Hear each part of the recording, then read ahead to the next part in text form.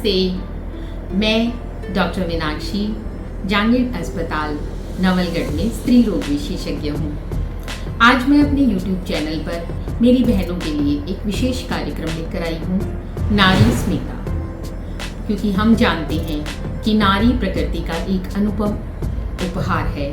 ईश्वर ने उसे एक विशेष उद्देश्य देकर सृष्टि का सृजन करने के लिए इस धरती पर भेजा है।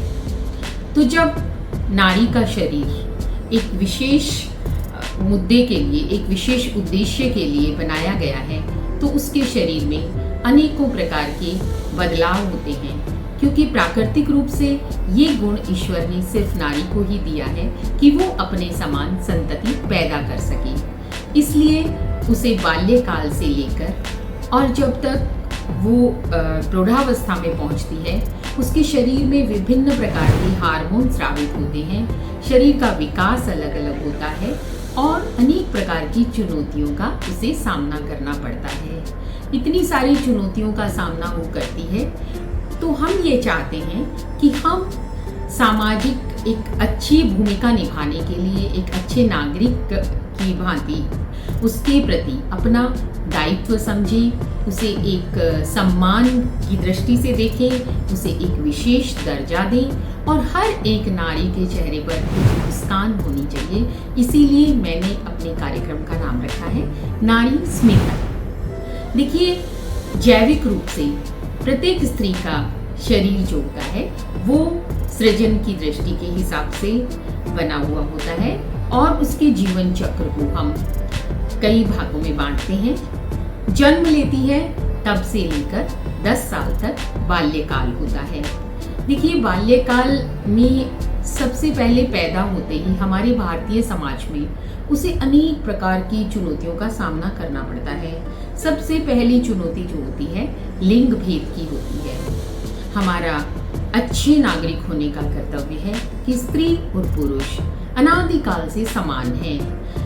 जब एडम और ईव थे, दोनों इस सृष्टि की संरचना और इसे चलाने के लिए ईश्वर ने बनाए हैं। तो हमें स्त्री और पुरुष में कोई विभेद नहीं करना चाहिए।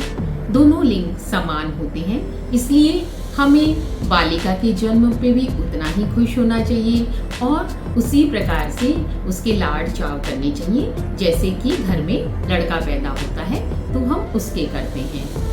उसी प्रकार से कहते हैं, अगर नींव मजबूत होगी तो इमारत बहुत खूबसूरत होगी। तो बालिका के लालन पालन पोषण में खान पान, जो भी उसको न्यूट्रिशन है, भोजन में किसी भी प्रकार की कमी न रहे, किसी भी प्रकार का भेद न रहे। उसके खेल कूद की स्वतंत्रता में माता पिता को चाहिए कि कोई भेद नहीं करें और बच्ची के विकास के लिए उसके आहार संबंधी, पोषण संबंधी, उसके खेल कूद संबंधी और उसकी पढ़ाई संबंधी सारी ज़रूरतें अच्छे से पूरी करें। तो जब तक वो 10 वर्ष की होती है तब तक उसकी ग्रोथ, जो कहते हैं विकास होता है शरीर का, लंबाई बढ़ती है और उसका वजन बढ़ता है। वो अपना कद जितना उसको खेलेगी कूदेगी कद भी बढ़ेगा और उसका बौद्धिक विकास भी होगा, स्कूल भी जाएगी, पढ़ाई भी करेगी, खेल कूद भी करेगी। तो करते करते बालिका 10 साल तक की उम्र में पहुंच जाती है। अब उसके शरीर में एक अलग प्रकार की प्रक्रिया या बदलाव आता है। उसके प्रजनन अंगों का विकास होता है और मासिक धर्म की शुरुआत होती है, जिसे हम मिनार्की कहते हैं। जहाँ मासिक धर्म शुरू होता है उसे मिनार्की बोला जाता है। तो वो आज के समय में उसकी उम्र जो है जल्दी हो गई है।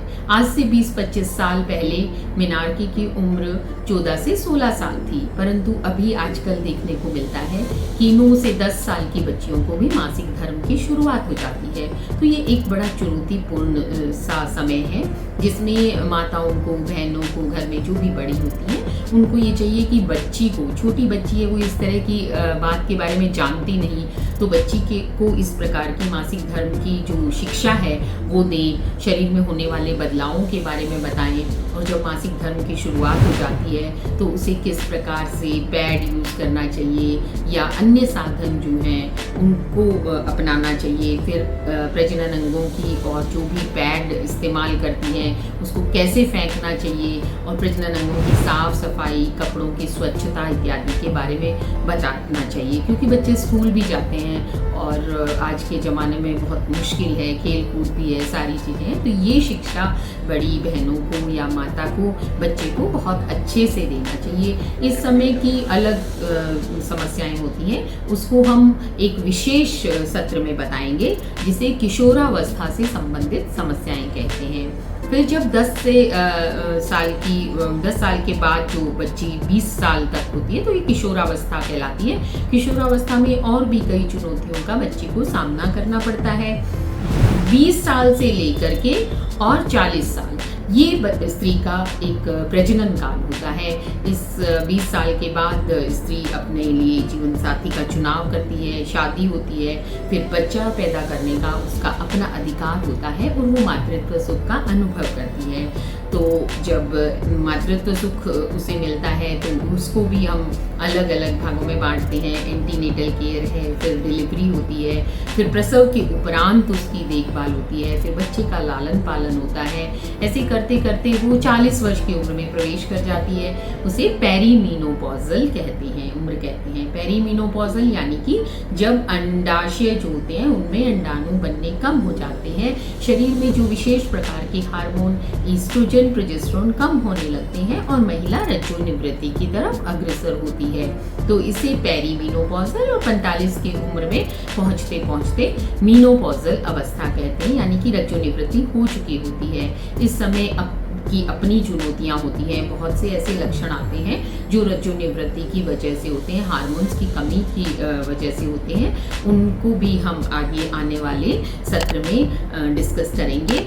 और मैं ये चाहती हूँ कि हमारी बहनें पूरी इस प्रक्रिया को समझें। एक स्त्री की जो जीवन यात्रा होती है, उसके शारीरिक बदलाव होते हैं, उससे जुड़ी हुई जो समस्याएं हैं उनको भी हम डिस्कस करेंगे। और आपने अगर मेरे चैनल को लाइक नहीं किया हो, सब्सक्राइब नहीं किया हो, तो कृपया आप इसे लाइक और सब्सक्राइब करें। और आपके स्वास्थ्य से संबंधित जितने भी सवाल हों, ये मैंने अवस्थाएं बताई, इन्हें मैं अलग अलग तरीके से आपके साथ साझा करना चाहूँगी जितनी जानकारी मुझे है। और आपके यदि मुझसे कुछ अपेक्षाएं हों, कुछ सवाल हों, तो कृपया ज़रूर पूछें।